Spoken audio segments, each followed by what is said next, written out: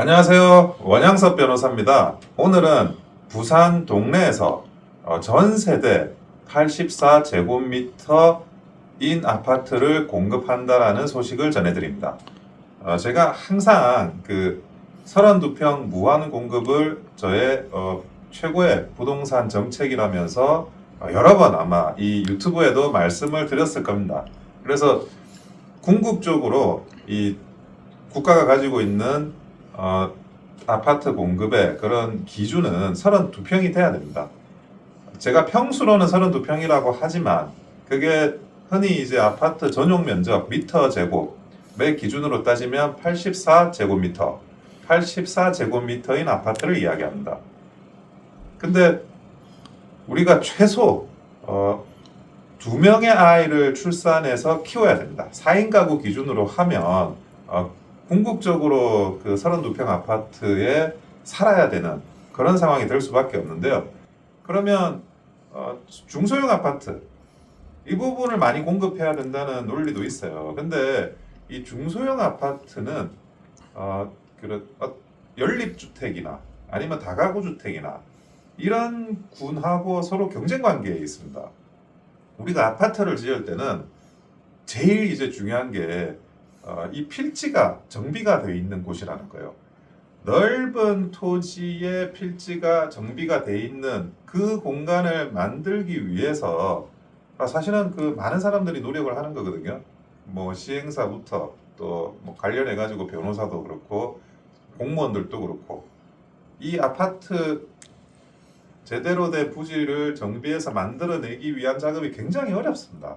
그러면 이 어렵고 힘든 작업으로 만들어진 아파트 부지가 연립주택에서도 공급할 수 있고 다가구 주택에서도 공급할 수 있는 소형 면적을 공급한다는 게 이게 그 국가적인 낭비입니다. 32평 아파트가 공급되어야 32평 아파트가 가격이 낮아지는 거예요. 가격이 저렴해지고. 아니 소형 아파트를 지으면 그 자리에 32평 아파트는 못 지은 게 되죠.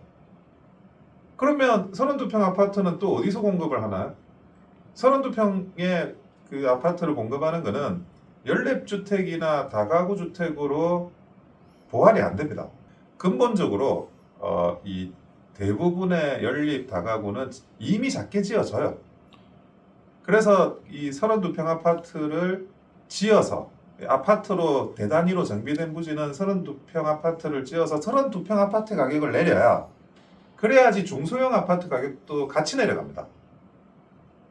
중소형 아파트를 많이 지으면 이 32평 아파트는 공급이 줄어들면서 그 가격은 뛰고 그러면 다시 중소형 아파트 가격도 다시 덩달아 뛰는 거예요.